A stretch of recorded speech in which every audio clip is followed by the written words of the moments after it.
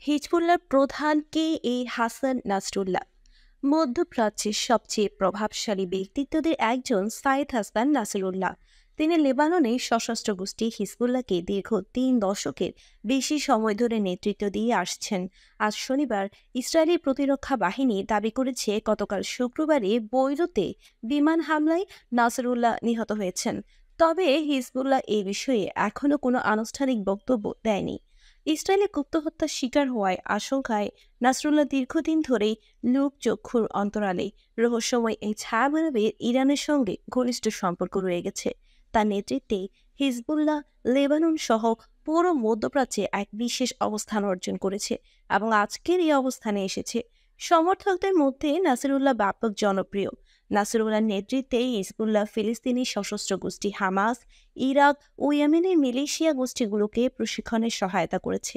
পাশাপাশি গোষ্ঠীটি ইসরায়েলের বিরুদ্ধে ব্যবহারের জন্য ইরান থেকে পাওয়া ক্ষেপণাস্ত্র ও রকেটের বিশাল মজুদ গড়ে তুলেছে। লেবাননে মূলত ইসরায়েলি দখলদারিত্বের বিরুদ্ধে লড়াই করার জন্যই হিজবুল্লাহ প্রতিষ্ঠা করা হয়েছিল। সেখান থেকে নাসরুল্লাহ গোষ্ঠীটিকে এক অনন্য উচ্চতায় নিয়ে গেছেন।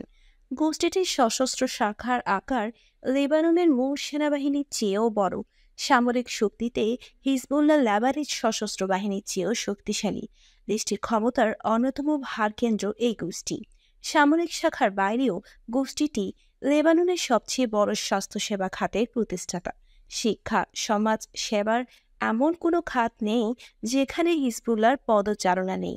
সবচেয়ে গুরুত্বপূর্ণ বিষয় হল তিনি মধ্যপ্রাচ্যে হিজবুল্লাহকে ইরানের সবচেয়ে বড় প্রক্সি হিসেবে প্রতিষ্ঠা করেছেন।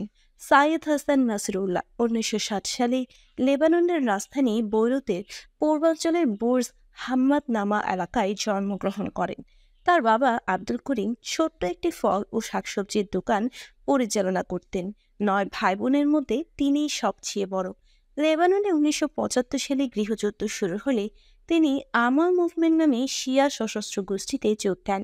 যুদ্ধ শেষে তিনি ইরাকের শিয়া ধর্মাবলম্বীদের পবিত্র শহর নাজাফে একটি শিয়া আশ্রয়ে যোগ দেন। পরে তিনি আবারও আমাল মুভমেন্টে যোগ দেন।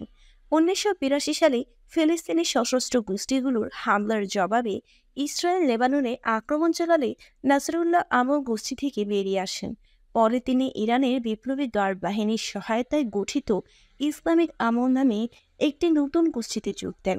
লেবাননের বাকা উপত্যকা কেন্দ্রিক ছিল এই গোষ্ঠীটি। অল্পদিনের মধ্যে গোষ্ঠীটি খ্যাতি অর্জন করে এবং শিয়া গোষ্ঠীগুলোর মধ্যে সবচেয়ে শক্তিশালী গোষ্ঠীতে পরিণত হয়, যা পরে হিজবুল্লাহ নাম ধারণ করে। হিজবুল্লাহ আনুষ্ঠানিকভাবে 1985 সালে আত্মপ্রকাশ করে। সেই বছর এক খোলা চিঠিতে গোষ্ঠীটি যুক্তরাষ্ট্র ও তৎকালীন সোভিয়েত ইউনিয়নকে ইসলামের মূল শত্রু হিসেবে ঘোষণা দেয়। একই সঙ্গে মুসলিমদের ভূমি দখল করে রাষ্ট্র প্রতিষ্ঠা করায় ইসরায়েলের বিলুপ্তি চায়। হিজবুল্লাহর শক্তি বাড়ার সঙ্গে সঙ্গে হাসান নাসরুল্লাহরও পদমর্যাদা বাড়তে থাকে। এক পর্যায়ে তিনি হিজবুল্লাহর বালবেক অঞ্চলের পরিচালক নিযুক্ত হন, পরে পুরো বাকা অঞ্চলের। এরপর 1992 সালে হিজবুল্লাহর তৎকালীন প্রধান আব্বাস আল মুসাবি ইসরায়েলি হেলিকপ্টার হামলায় নিহত হওয়ায় তিনি মাত্র 32 বছর বয়সে গোষ্ঠীটির প্রধান নিযুক্ত হন। এরপর থেকে তিনি গোষ্ঠীটির প্রধান হিসেবে দায়িত্ব পালন করে আসছেন। নেতা হিসেবে তার প্রথম পদক্ষেপগুলোর মধ্যে একটি ছিল মুসাবির হত্যার প্রতিশোধ নেওয়া। তিনি উত্তর ইসরায়েলে রকেট হামলার নির্দেশ দিয়েছিলেন যাতে এক কিশোরী মারা যায়। তুরস্কে ইসরায়েলি দূতাবাসের একজন ইসরায়েলি নিরাপত্তা কর্মকর্তা গাড়ি বোমায় নিহত হন এবং আর্জেন্টিনার বুয়েন্স আইরেসে ইসরায়েলি দূতাবাসে এক আত্মঘাতী বোমা হামলায় 29 জন নিহত হয়। হিজবুল্লাহ 2000 সালে ইসরায়েলের সঙ্গে দক্ষিণ লেবাননে একটি স্বল্পমেয়াদী যুদ্ধে জড়িয়ে পড়েন। ইসরায়েলি বাহিনী সেখান থেকে সেনা প্রত্যাহার করলে এই যুদ্ধ শেষ হয়, কিন্তু এই যুদ্ধে তার বড় ছেলে হাদি ইসরায়েলি বাহিনীর গুলিতে নিহত হন। দক্ষিণ লেবানন থেকে ইসরায়েল সেনা প্রত্যাহারের পর ইসরায়েল দাবি করে এই প্রথমবার কোনো আরব পক্ষ ইসরায়েলের বিরুদ্ধে জয়লাভ করল। সে সময় তিনি প্রতিশ্রুতি দিয়েছিলেন হিজবুল্লাহ অস্ত্র সম্বরণ করবে না। তিনি বলেন, শেবা ফার্ম সহ লেবাননের যেসব জায়গা ইসরায়েল দখল করে রেখেছে তা পুনরুদ্ধার করতে হবে। এরপর 2006 সাল পর্যন্ত পরিস্থিতি শান্ত ছিল, সে বছর হিজবুল্লাহর যোদ্ধারা ইসরায়েলের ভেতর ঢুকে আক্রমণ শুরু করে, যাতে ৮ ইসরায়েলি সেনা নিহত হয় এবং ২ জনকে অপহরণ করে নিয়ে যায় তারা।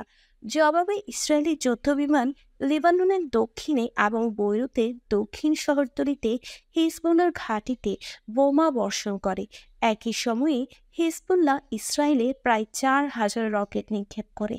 ৩৪ দিনে এই যুদ্ধে ১,১২৫ জন বেসামরিক লেবানিজ, যাদের ১১৯ ইসরায়েলি সৈন্য এবং ৪৫ জন বেসামরিক লোক মারা যায়।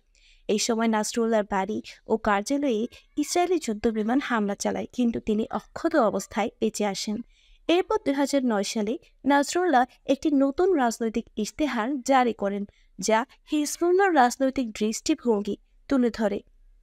এই ইশতেহারে ইসলামী প্রজাতন্ত্রের গঠনের কথা বাদ দেয় গোষ্ঠীটি, কিন্তু ইসরায়েল এবং মার্কিন যুক্তরাষ্ট্রের বিরুদ্ধে কঠোর অবস্থান বজায় রাখে।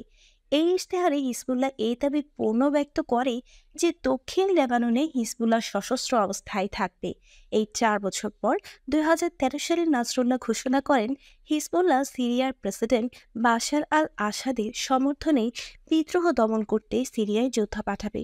২০১৯ সালে লেবাননে গভীর অর্থনৈতিক সংকট, দুর্নীতি, অপচয়, অব্যবস্থাপনা এবং অবহেলার অভিযোগে রাজনৈতিক এলিটদের বিরুদ্ধে ব্যাপক বিক্ষোভের সূত্রপাত হয়। নাসরুল্লাহ প্রাথমিকভাবে সংস্কারের আহ্বানের প্রতি সহানুভূতি প্রকাশ করেন, কিন্তু আন্দোলনকারী রাজনৈতিক ব্যবস্থার সম্পূর্ণ পরিবর্তনের দাবি করতে শুরু করলে তিনি মনোভাব পরিবর্তন করেন। এরপর দীর্ঘদিন শান্ত অবস্থায় বজায় রাখে হিজবুল্লাহ, কিন্তু ২০২৩ সালের ৭ অক্টোবর ইসরায়েলে হামাসের হামলার পর চিত্র পাল্টে যায়। এই হামলার পরদিন গাজায় ইসরায়েলি হামলার জবাবে হিজবুল্লাহ ইসরায়েলের রকেট হামলা শুরু করে। গোষ্ঠীটি উত্তর ইসরায়েল এবং ইসরায়েল অধিকৃত গোলান মালভূমিতে এখনও পর্যন্ত ৮,০০০-এর বেশি রকেট ক্ষেপণাস্ত্র ছুড়েছে। হিজবুল্লাহ ইসরায়েলি সাঁজোয়া যানগুলোতে অ্যান্টি ট্যাঙ্ক ক্ষেপণাস্ত্র নিক্ষেপ করেছে এবং বিস্ফোরক ড্রোন দিয়ে সামরিক লক্ষ্যবস্তুতে আক্রমণ করেছে। এর কয়েকদিন পর ইসরায়েল নাটকীয়ভাবে হিজবুল্লাহর উপর আক্রমণ বাড়িয়ে দেয়, ব্যাপক বোমা হামলা শুরু করে, যাতে এখনও পর্যন্ত প্রায় ৮০০ জন নিহত হয়েছে।